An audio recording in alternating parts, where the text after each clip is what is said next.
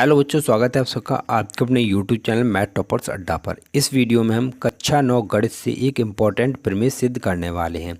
ये प्रमेय आपके एग्ज़ाम के लिए मोस्ट इम्पॉर्टेंट है। तो देखिए प्रमेय क्या है। प्रमेय है, सिद्ध करो कि चतुर्भुज के चारों कोणों का योगफल 360 डिग्री होता है।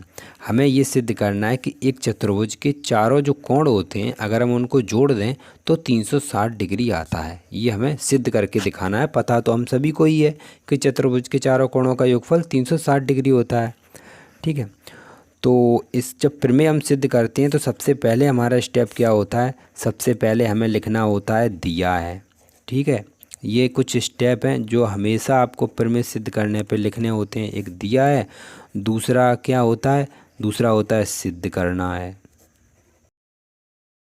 अब तीसरा इसमें क्या लिखेंगे, तीसरा इसमें रचना करनी है हमें। जब हम कुछ इसमें अपने तरफ से ऐड करते हैं या जोड़ते हैं तो उसे हम रचना बोलते हैं। तो एक रचना बोलते हैं। ठीक है, रचना हो गई। उसके बाद जो चौथा पॉइंट होता है वो आपकी उपपत्ति होता है। इसे उपपत्ति पढ़ते हैं। ठीक है, तो ये चारों चीज़ें आपकी लिखी जाएंगी। ये हो सकता है एक बार ना लिखी जाए, लेकिन ये तीनों चीज़ें तो हर प्रमेय में आपको ऐसे ही लिखना है। अब क्या करना है, आपको दिया है तो क्या हमें दिया है, हमें दिया है एक चतुर्भुज। तो हम लिखेंगे ABCD एक चतुर्भुज है।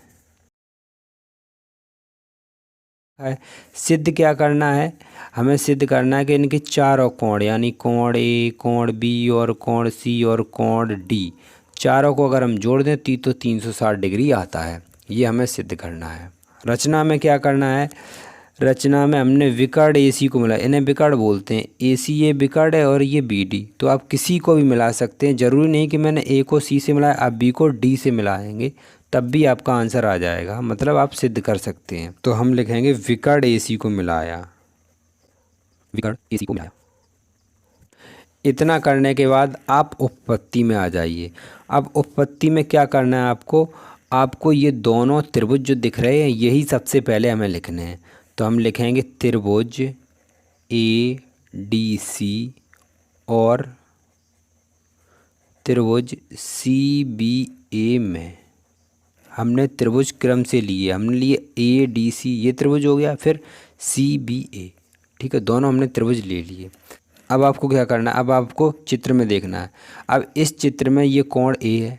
अब इस कोण A को इस विकर्ण AC ने दो भागों में बांट दिया। ठीक है, तो इन भाग, एक भाग ये है और एक भाग ये है। तो इन भागों के हम कुछ नाम दे दे रहे। चलिए, इसका नाम X है और इसका नाम Y है।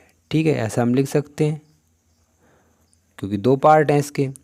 अभी हम क्यों नाम दे रहे हैं वो आपको आगे पता चल जाएगा। अभी केवल इतना समझिए, इसका नाम हमने X दे दिया, इसका Y, और इधर वाले को हम P लिख दे रहे हैं और इधर वाले को हम Q लिख दे रहे हैं। ठीक है, इतना करने के बाद आपको क्या करना है, वापस वहीं पे आ जाना है अपनी उपपत्ति में। आपने दोनों त्रिभुज ले लिए, नाम भी दे दिए। अब क्या करना है, देखिए आपको पता है कि एक त्रिभुज के तीनों कोणों का योगफल 180 होता है, हम सभी को पता है। तो हम ये वाला त्रिभुज लेंगे ADC में। तो हम यहाँ पे लिख देंगे त्रिभुज ADC में। तो जब हमने ये त्रिभुज लिया तो अगर हम इसके तीनों एंगल को जोड़ दें यानी तीनों कोण को जोड़ दें ADC। अब इसमें कोण एक X भी है। ठीक है, X हमने लिया, एक कोण D है और एक कोण ये वाला P है।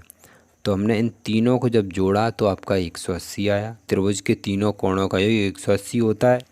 हमने इस त्रिभुज के तीनों कोण ले लिए, 180 के बराबर किए। अब हमने क्या किया, इस दूसरे त्रिभुज को लीजिए। इस दूसरे त्रिभुज में तीनों कोण लेना है, ये और ये वाला। तो यहाँ पे हम क्या लिखेंगे, त्रिभुज C और BA में। ठीक है, CBA में, CBA में क्या हम लिखना है, QB और Y, तीनों को जोड़ दिए 180 आएगा। कोण Q, कोण B और कोण Y बराबर 180। समीकरण नंबर 2। आपको क्या करना है, इन दोनों समीकरण को जोड़ देना है। तो आप यहाँ पे जोड़ सकते हैं। यहाँ पर लिख देना समीकरण 1 + 2, या लिख देना जोड़ने पर 1 और 2 को। मैं यहाँ पे नहीं लिख रहा हूँ। 2 को जोड़िए, X को Q से जोड़ेंगे तो ये X होगा और ये Q होगा। ठीक है, और ये D है और ये B है। ठीक, उसके बाद ये P और Y बराबर 180, 180 कितना हो गया 360। आपको क्या करना है, X को Y के पास लाना है और P को Q के पास लाना है, यह हमें करना है।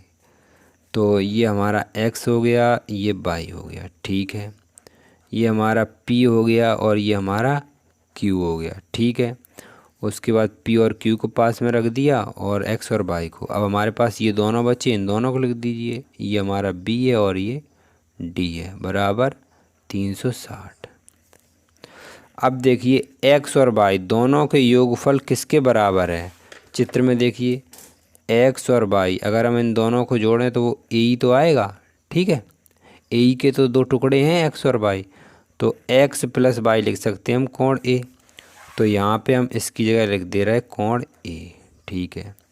और P और Q, कोण P और Q को जब हम जोड़ देंगे तो कोण हमें C मिल जाएगा। तो हम P और Q को जोड़ा तो हमें यहाँ पे C मिल गया। और ये हमारे पास B है और ये D है, बराबर 360 है। इसे और सही से अगर आप लिखना चाहें तो लिख सकते हैं। तो देखिए क्या करेंगे, हम A पहले लिख दिया, उसके बाद B लगा दीजिए, उसके बाद C और इसके बाद D। ये आ गया आपका 360 डिग्री। ये हमारा सिद्ध हो गया, यही हमें सिद्ध करना था। ऐसे इंपॉर्टेंट वीडियो के लिए चैनल को सब्सक्राइब करें, वीडियो को लाइक और शेयर करें। मिलते हैं नेक्स्ट वीडियो में, तब तक के लिए जय हिंद।